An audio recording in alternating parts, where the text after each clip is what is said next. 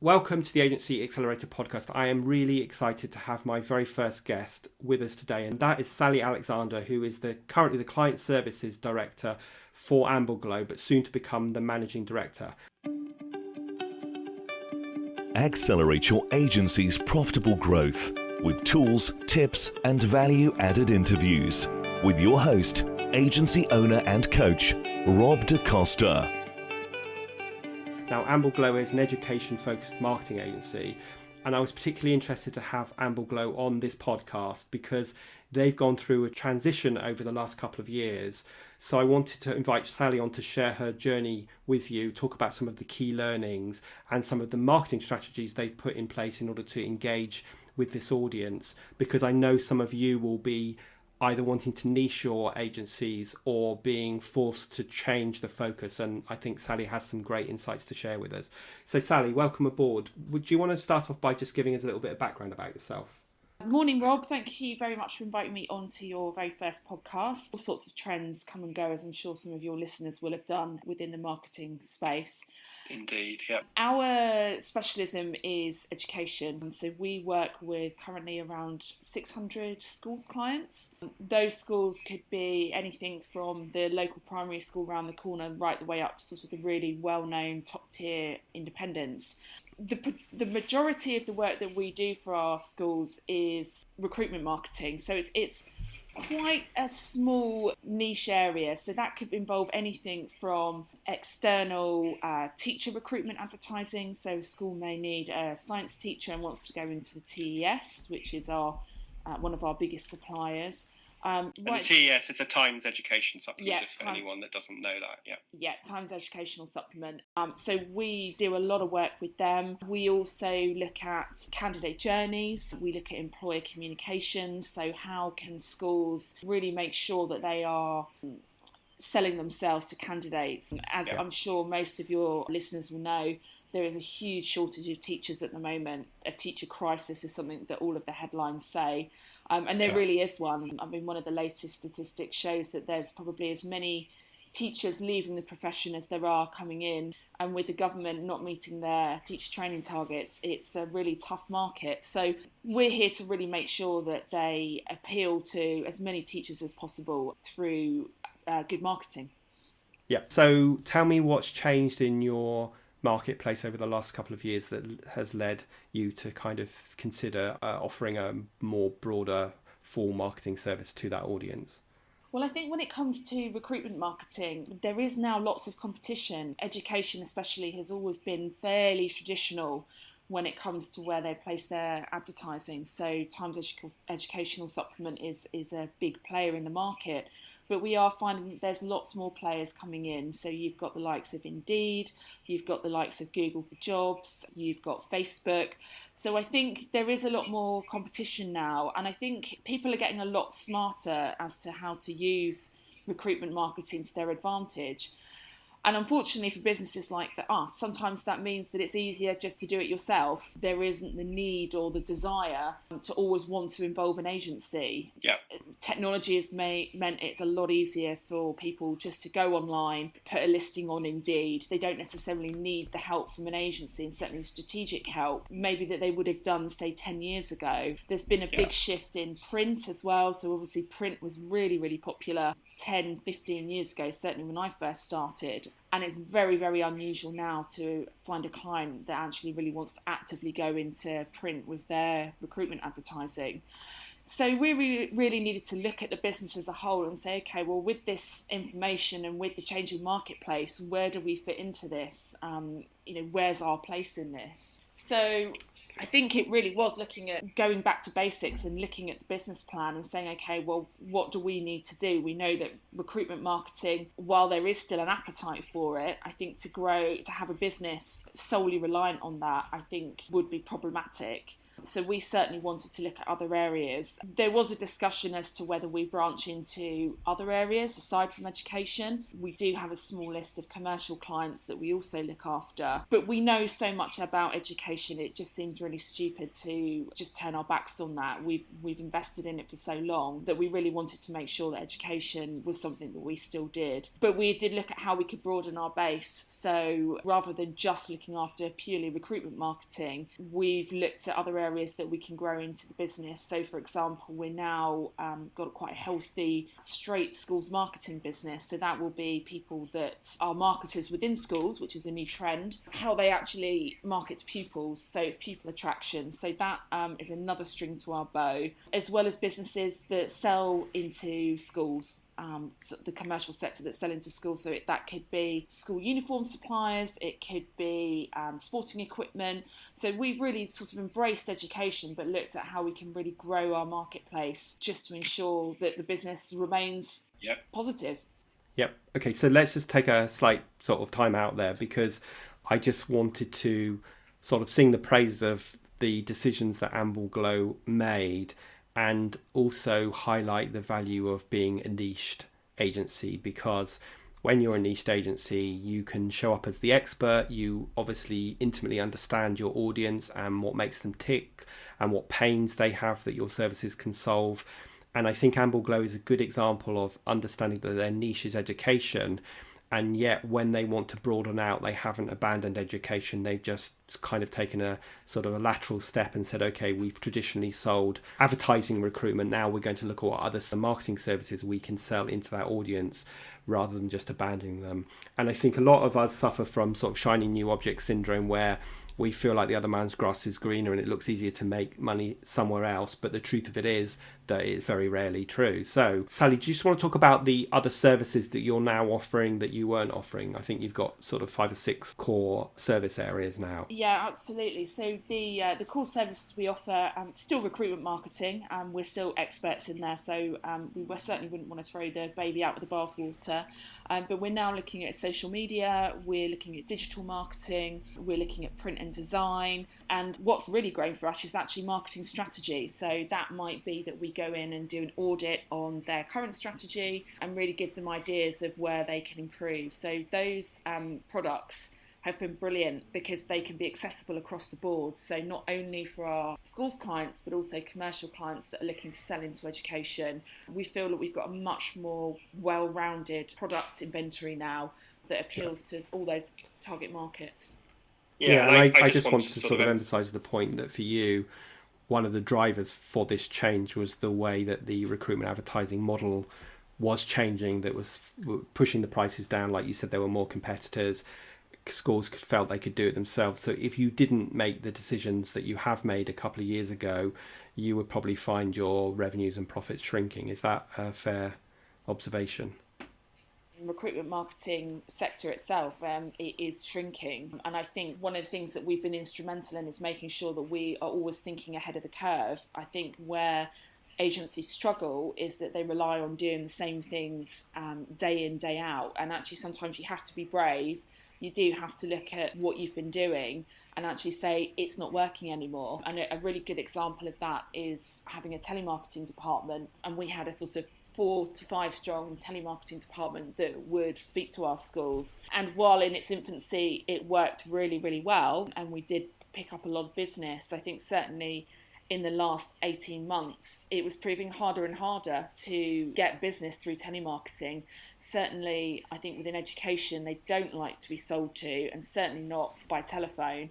So we were finding that was proving really difficult. So we really did need to sort of find another way of bringing in new business, and we've completely revolutionised the way that we do new business now. And we've done that through a content marketing exercise. So one of the key decisions that we made as a management team, firstly, was to bring in a really good marketer that can actually help sell Ambleglow as a business. I think one of the mistakes that we've made is that we're great at selling other businesses and marketing other businesses, but actually when it came to ourselves, we either didn't have the time for it or we just didn't give it the focus that it really needed. So a big shift in our strategy of this year has been bringing in a marketer to work on outbound marketing for us and really kind of sell the benefits benefits of using us. Yeah. And listen, you are not alone. I wanted to go, hallelujah, because we're all in the same boat, right? We're all good at doing whatever we do, and we're all bad at marketing ourselves. So I think in a competitive marketplace, in a challenging economy, it becomes more important to get the marketing of your own agency right. So it's really good to hear that you've invested in that. And I think it's also true that the telemarketing model just genuinely doesn't work anymore as much as it used to do. I think the people are fed up with getting those kind of calls, and there are smarter ways of engaging with your audience than that, right? And I think you've been focusing on some of those smarter ways.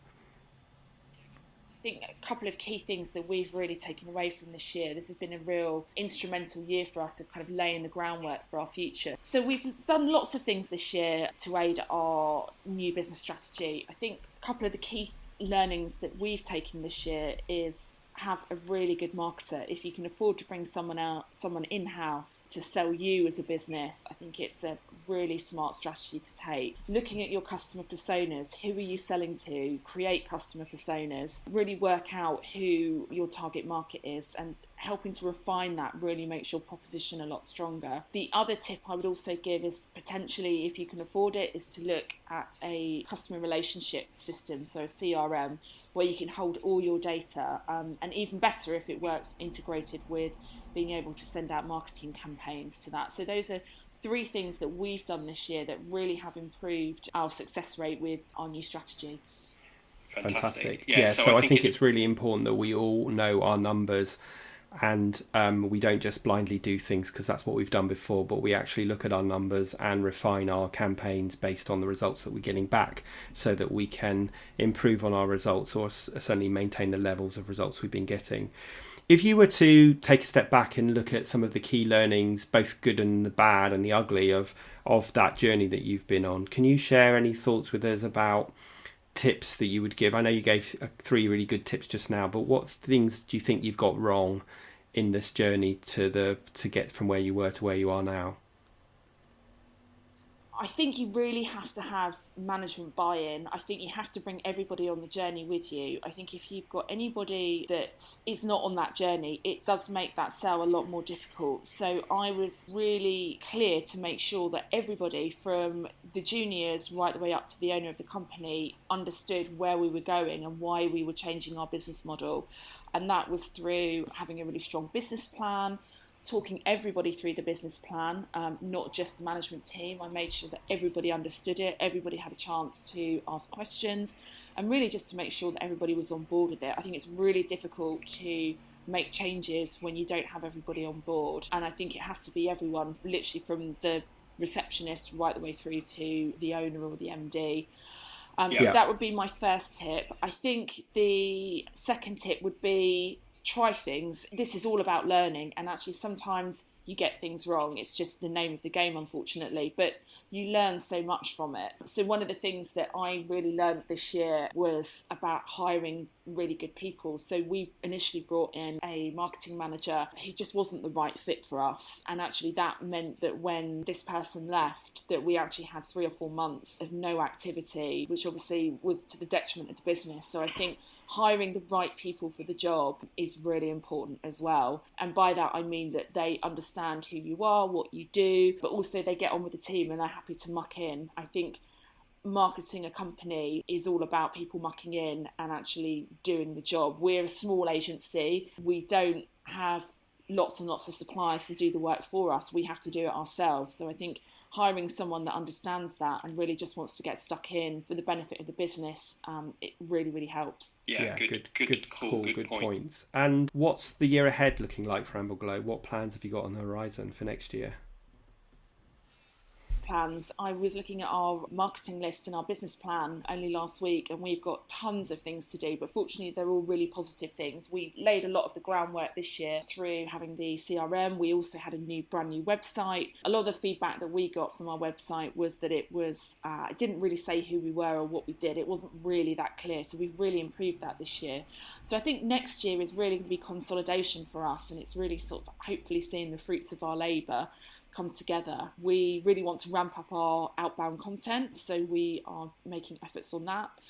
We want to do a lot more video marketing, so rather than sort of putting bits and pieces on our website, we actually want to get out and talk to people, and potentially doing podcasts. So Rob, you might have to repay the favour and be a guest on ours. My pleasure to. It's apparently it's the last bastion of sort of the Wild West of marketing. So, one of the reasons why I decided to do a podcast is because I realised that my audience is really busy and doesn't have a lot of time. And podcasting is something that you can take with you. So I listen to podcasts when I'm at the gym, walking the dogs, driving the car. Giving sort of bite-sized value content like this is why I'm doing it. Now, you talk a little bit about outbound content and some of the marketing strategy. Can you just share with the audience some of the, you don't have to give too much detail, but some of the marketing activities that you have in plan? What are the kind of things that work well for you that help you engage with your target audience? One of the biggest things that has been a huge success for us, and I completely underestimated it, was the power of LinkedIn. Maybe I'm just a bit behind on the curve on this one, but I've made huge inroads using LinkedIn this year to network, joining in conversations, finding relevant groups that are education related, and it's just an absolute treasure trove of information if you use it properly and you're regularly posting content. I try to be really careful, so when I'm involved in groups, I make sure that I'm there for the right reasons. I don't think it's appropriate to really sell your wares in these groups because a lot of it is sharing ideas and expertise. So I think that's one sort of word of caution I would give. So LinkedIn has been a big part of that for us. And I think also value-added content. So we've made big efforts this year with blogging. So with our 3 core audiences, school recruiters, school marketers and commercial businesses selling into education, we've made sure that we've aligned lots of useful content for those 3 audiences. So that might be blogs, it might be Q&As with people in industry, how-to guides, all sorts of things. And actually it's really taken off now. We've actually won business from it. I think one of the mistakes that we made in the early days is just not really understanding the client and not understanding when they're ready to buy. And I think if you, with the telemarketing, for example, if you're trying to sell to them before you even know them, it's just a big mistake. No one likes being sold to, none of us do. And I think trying to sell when you don't know there's a need, you don't know who they are, I think is just a big mistake. So at least this way we are building value, we're building credibility, and then when that time comes, when they're ready to actually look for a supplier, I'm hoping that Ambleglow's name will be up there. Yeah, so I need to give you another hallelujah at this point, because you've just made a number of really interesting points that I just want to pick up really so that everybody really hears them. First of all, you need to make sure you understand your customer. So you need to create your customer avatars, your customer personas, or your buyer personas, whatever terminology you've heard, so that you understand exactly who your target customer is. Because then, like Ambleglow, if you do understand that, you can align all of your marketing messages to that audience and make sure that you are addressing some of the challenges and pains that they have. The other really important point that Sally made is that the marketing that they're doing isn't about selling, it's about building trust and adding value. Because remember, guys, we have to take our audience through that know, like, trust sales funnel. People have to know you, they have to like you, they have to trust you.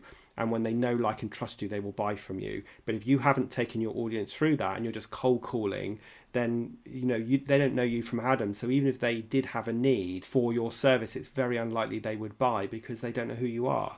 So a lot of what Sally has just spoken about is about building awareness and trust with their audience by giving value add, whether that be through their blogging, their email marketing, or through Sally's LinkedIn outreach. And Sally, I actually need to have you back on another podcast, because I think we could do a whole podcast just on the whole LinkedIn outreach and the strategy that you're taking and how that is working, because most of us, including me if I'm honest, don't really have a very consistent strategy for posting on LinkedIn or engaging with people. So that's something that you are clearly getting really good at. Good. Any other kind of key learnings or advice you'd give to the audience about the marketing that you have put in place? I think you've shared some great stuff with us already, but just any final thoughts really? Have a bit of fun with it. I think, sometimes you are going to make mistakes, but I think just keep going with it. And I think you'll soon start to know what resonates with people and what doesn't. And also don't be afraid to reach out to people even if it's, could you do a Q&A with us? Could you write a piece for us? I mean, some of our best pieces have actually been talking to some of our schools' marketing clients about their challenges and doing a Q&A piece. So be quite creative and just have a bit of fun with it and have a go. And I think data is the other thing. And I know it's such a boring term when you say data, but I think if you keep a regular record of what's working and what's not, and you actually look at open rates, you look at bounce rates, you look at the number of clicks, it really does start to give you a picture of what works and what doesn't, even if it's just rudimentary, just keeping an Excel spreadsheet. It doesn't have to be anything fancy. But I think knowing your numbers and understanding what's resonating with your audience, building on that, and get people involved in the conversation, I think are the tips that I would give. Okay, fantastic. Really good stuff, guys. So, Sally, if anybody wants to get hold of you or Ambleglow, how do they reach you? So our website is ambleglow.co.uk and my email address is sally@ambleglow.co.uk. So if anybody needs any help or advice or just wants to pick my brains on kind of my journey, I'd be very happy to help. Yeah, and go and have a look at some of Ambleglow's content, because you'll see some of the points that Sally's made in kind of real life in terms of their blogs. Now, the last question I want to ask you, which I'm asking all of my guests, is if you could give your old self some advice, so that Sally who was just starting out in her career, if you could go back and give her some advice, what would you say to her? I think I would say to myself, don't be intimidated when you go to meetings. I've sat in so many meetings in the past, certainly when I first started out in my career, when I was talking to clients and thinking, do I know enough? Am I good enough? And actually, the very fact that they've requested a meeting is because we're the experts. So I'd say don't let people intimidate you. You're there for a reason. I guess the best analogy is if you've got a dishwasher that's broken, I'm not going to come and fix it. I would get an expert in. So don't be intimidated by people in meetings. Really, you're there as the expert. Have fun and enjoy it and own it. Fantastic. Good advice that we all need to take now if we haven't taken that advice before. So Sally, I really appreciate your time on today's podcast. I think there were some really good nuggets of ideas and thoughts that we can all take away from that. So that would be niching is really important.